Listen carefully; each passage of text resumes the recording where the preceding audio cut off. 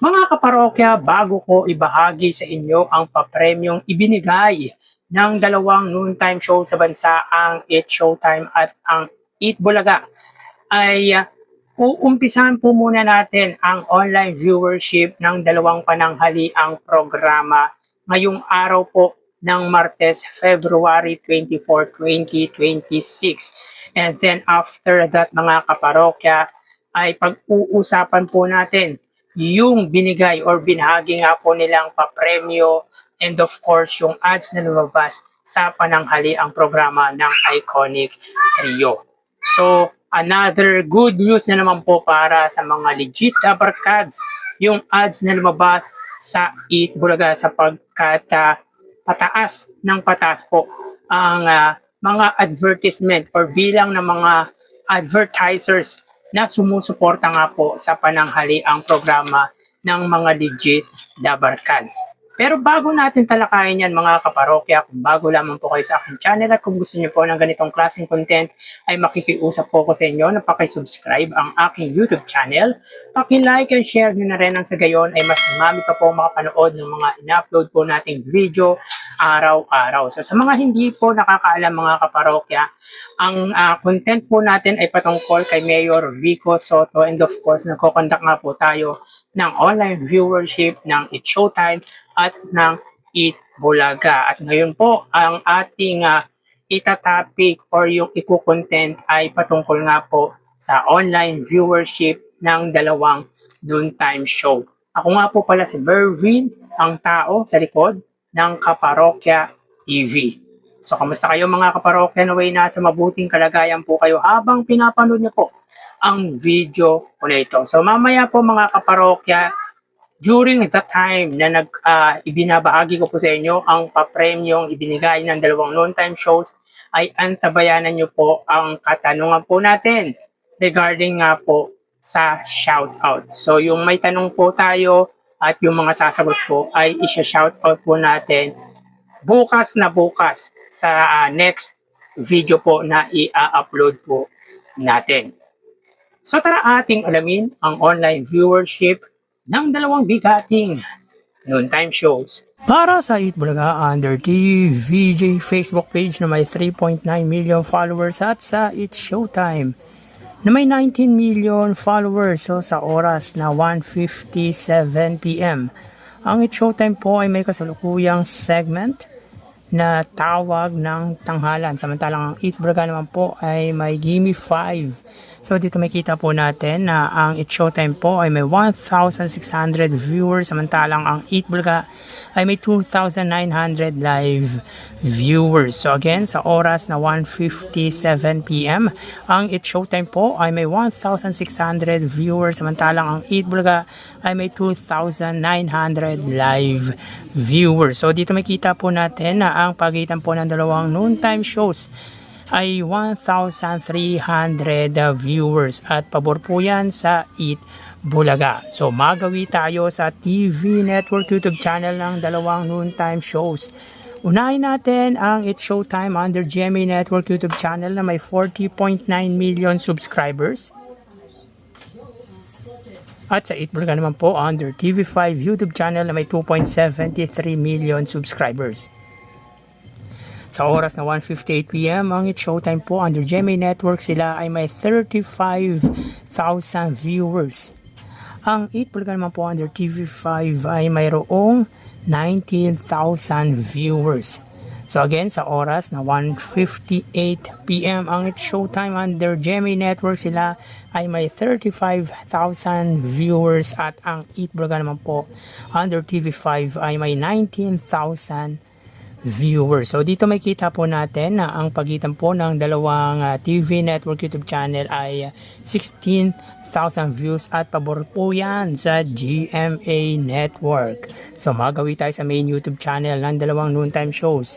Para po sa Eat Showtime under ABS-CBN Eat Showtime na may 2.76 million subscribers at sa Eat Bulaga under Eat Bulaga TVJ YouTube channel na may 1.77 million subscribers. So sa oras na 1:59 PM, ang Eat Showtime, sila ay may 68,000 viewers. Ang 8 Bulaga naman po ay may 112,000 viewers. So again, sa oras na 1:59 PM, ang It's Showtime, sila ay may 68,000 viewers at ang 8 Bulaga naman po ay may 113,000 live viewers. So bali, ang total na nakuha ng dalawang noontime shows ay ang total na nakuha ng dalawang noontime shows para po sa 8 Showtime ay 104,000 viewers at sa 8 Bulaga ay 134,000 viewers. Sa Facebook Live, 1,000 sa 8 Showtime, 2,000 sa 8 Bulaga. Sa TV Network YouTube channel, 35,000 sa GMA Network, 19,000 sa TV5 at sa main YouTube channel, 68,000 sa 8 Showtime at 113,000 views naman po sa 8 Bulaga. So ang segment ng 8 Showtime ay Tawag ng Tanghalan at Gimme 5 naman po para sa 8 Bulaga.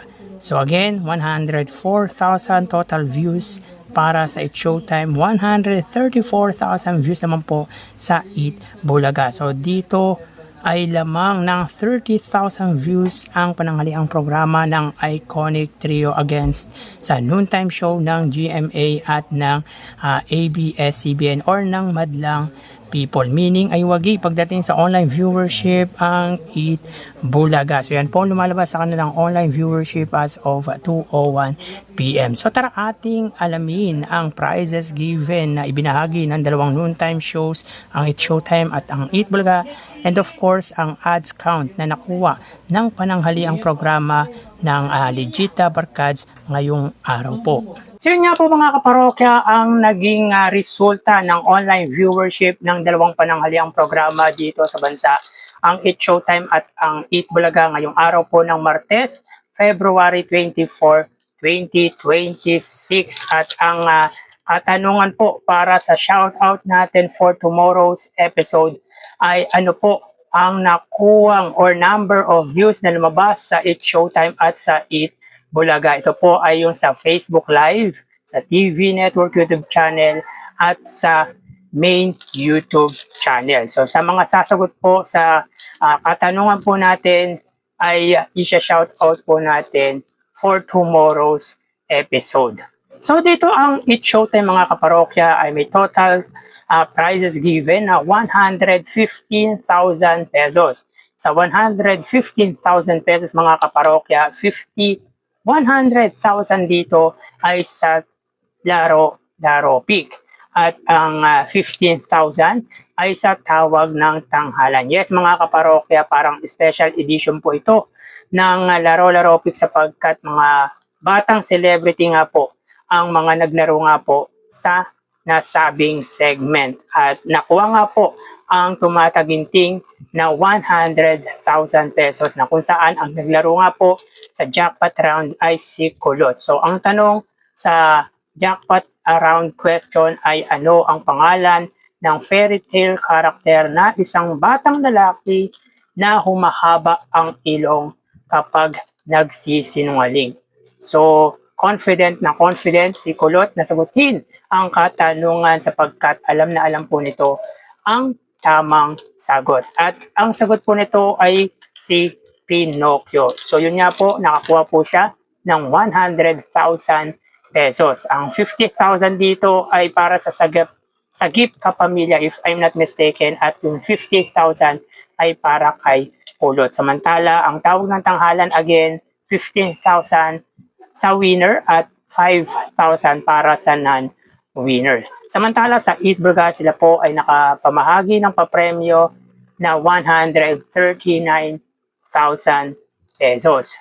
So, sa The Age is Right nga po mga kaparokya ay 19,000 pesos sapagkat hindi nga po nakuha ang jackpot round ng nasabing segment. Pero yung naglaro po sa jackpot mga kaparokya ay nakakuha ng 2 beses na nakakuha ng tamang kasagutan, yung tamang hula. Kaya nakatanggap po siya ng 5,000 para sa consolation prize and of course 10,000 para or galing sa Tokyo. So again mga kaparokya, sa The Age is Right ay 19,000 pesos. Sa sugod bahay ay 60,000 sapagkat 40,000 ang ibinigay ng 8 Bulaga sa nanalo nga po sa sugod bahay at 60,000 sa segment na Gimme 5 sapagkat dalawa lamang po ang nasagot sa jackpot round ng contestant. So equivalent po yun ng 30,000 pesos. At dalawa nga lang po ang nakasagot sa mga audience. So 10,000 plus tig 10,000 yung non-winners at ang jackpot ay 30,000 with a total of 60,000 pesos. Again, 139,000 para po sa 8 Bulaga, 115,000 pesos naman po para sa 8 Showtime. So dito ay lamang pagdating sa pamimigay ng papremyo ang 8 Bulaga kesa sa 8 Showtime. Pero pag pinagsama po ang papremyo ng dalawang noontime shows mga kaparokya, ay may total po sila na 254,000 pesos. So in 2 days time mga kaparokya, ang 8 Showtime po ay may total na 150,000 pesos prizes given at ang 8 Bulaga ay 293,000 pesos. Sapagkat kahapon nga po ay may 35,000 ang 8 Showtime at ang 8 Bulaga ay 154,000 pesos. So, mapunta tayo sa ads na lumabas sa 8 Bulaga ngayong araw po ng Martes. So, recap lang po tayo. Kahapon ay nakuha ng 8 Bulaga ang pinakamataas na number of ads nitong taong 2026. Kahapon ay 69 TV ads ang lumabas sa 8 Bulaga. At ngayong araw mga kaparokya ay 67 TV ads. So 2 times or 2 consecutive days na pong umaabot rather ng mahigit 60 TV ads ang noontime show ng Iconic Trio. Hindi po siya kasing taas ng kahapong episode, yung ads na lumabas sa kahapong episode. Pero masasabi po natin na pataas ang ads na lumalabas or nakukuha ng 8 Bulaga. Magandang pangitain to mga kaparokya sapagkat kapag nakakuha sila ng mataas na advertisement, lalo na kapag pre-recorded, asahan po natin na pag live episode po ay tataas pa po ang advertisement na lumalabas or lalabas sa 8 Bulaga. May tendency mga kaparokya pero walang katiyakan.